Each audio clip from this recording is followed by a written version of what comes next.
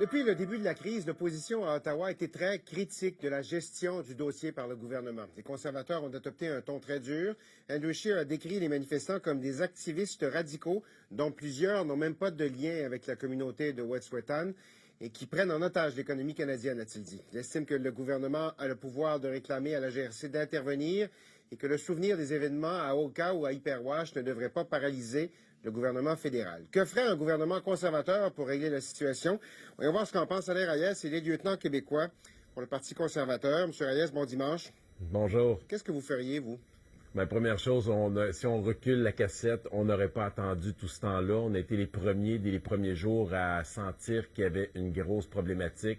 On avait demandé au premier ministre de revenir au pays pour commencer les discussions, ce qui ne s'est jamais fait. Ça a pris 12 jours avant qu'il convoque son comité. Et là, on a appris à la 16e journée que là, il laissait tomber les gants, qu'il s'en remettait au chef héréditaire. Mais la semaine dernière, M. Reyes, M. Trudeau, la semaine dernière, a dit, nous, on était prêts à discuter, il n'y avait personne de l'autre côté de la table. Comment on mène des discussions dans un contexte comme ça? Ben, pendant ce temps-là, le premier ministre, avec ses ministres, je tiens à souligner, 3 ministres qui s'occupent des affaires autochtones dans ce gouvernement, personne n'avait réussi à rencontrer ces personnes. Si vous voulez mon avis, il n'aurait pas dû être à la Chambre des communes la semaine passée. Il aurait dû prendre son avion, se déplacer avec ses stratèges, avec ses conseillers politiques, avec ses négociateurs, pour aller faire une démonstration de bonne foi en s'assurant qu'il puisse libérer des voies et faire en sorte que notre économie puisse rouler et qu'on évite les impacts négatifs que l'on a vécu déjà la semaine passée et qui vont s'amplifier, je peux vous l'assurer, quand on regarde les cas très concrets que l'on voit dans chacune de nos circonscriptions. Ça a l'air simple quand on vous entend. C'est pas si simple que ça dans les faits. Il y a quand même des revendications qui sont... Ouais. Vous libéreriez, vous laisseriez la GRC sortir complètement du territoire. Vous arrêteriez les travaux de Coastal GasLink? Bon, premièrement, c'est pas simple, on le conçoit et c'est d'autant plus important que le gouvernement se mette à la tâche déjà. Et ça aurait dû être fait depuis déjà très longtemps. Et là, présentement, ce que l'on sent, c'est un bris de confiance entre ce premier ministre qui avait mis la réconciliation comme une priorité numéro 1 pendant son premier mandat et celui-ci présentement.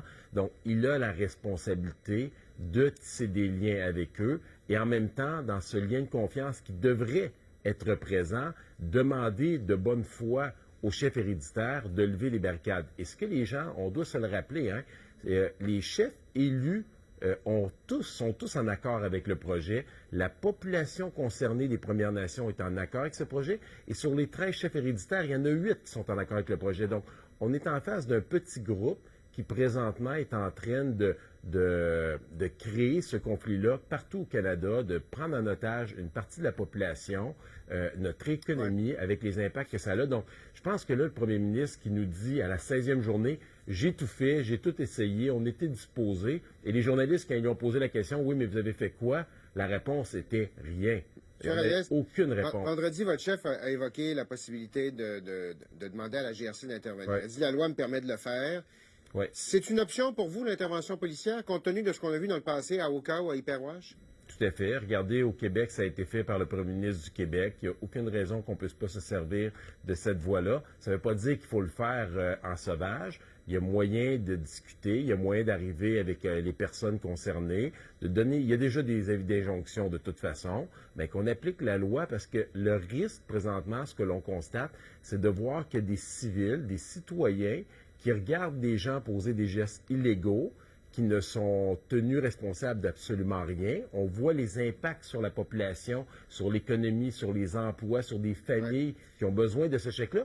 Et là, ça crée ce que l'on a vu des citoyens qui s'en vont devant les barricades, qui s'en vont confronter les manifestants. Et ça peut déraper. Monsieur Reyes, en 90, en 95, quand les policiers sont intervenus ou l'armée à Oka ou Hyperwash, il y a eu mort d'homme. Il y en a des risques de dérapage quand on fait ça. Bien, j'aimerais faire un parallèle à ça. Dans le cas d'Oka, là, on était dans une situation où on voulait construire un golfe sur des terres ancestrales, sans permission. On bloquait une voie. Après ça, il y a eu le pont Mercier, naturellement. Mais c'était pas l'économie canadienne qui était en jeu depuis plus de 2 semaines. Mais c'est sur le fond. C'est le risque que représente une intervention policière. C'est ça, je vous demande. Vous êtes prêt à risquer ça, vous? Non, mais il y aura toujours un risque. Mais je pense que ces gens-là sont des professionnels. Ils sont capables de le faire. On l'a vu avec la Sûreté du Québec à Saint-Lambert. J'ai confiance en eux. Moi, je l'ai vécu quand j'étais maire de Victoriaville avec la manifestation étudiante et le travail des policiers. Il y a toujours un risque dans ces situations-là. Mais en même temps, on fait quoi?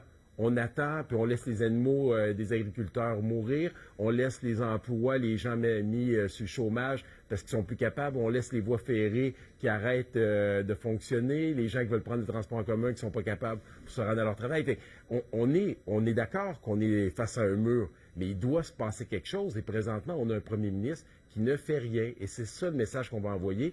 Il doit prendre ses responsabilités, faire preuve d'un minimum de leadership. Et il a la responsabilité de recréer ce lien de confiance avec ses chefs héréditaires et les chefs de Première Nation.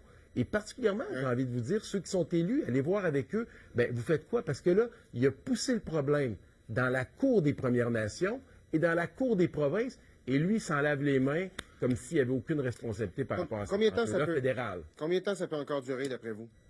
Ben moi, je peux vous dire, dans ma circonscription, là, encore en fin de semaine, hier, j'ai reçu 6 appels d'entrepreneurs, d'agriculteurs qui me disaient « Alain, il doit se passer quelque chose. » C'est plus juste du propane pour les agriculteurs, c'est la nourriture pour les animaux. Là, ils baissent la température pour s'assurer de maintenir. Ils seront rationalisés au niveau des ressources qu'ils reçoivent.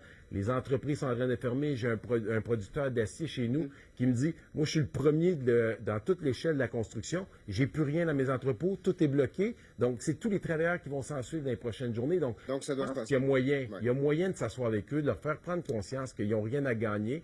Et on peut travailler avec eux, on peut négocier, mais à l'extérieur des rails de chemin de fer. Merci Alain Reyes, lieutenant québécois du Parti conservateur. Bonne fin de week-end. Merci.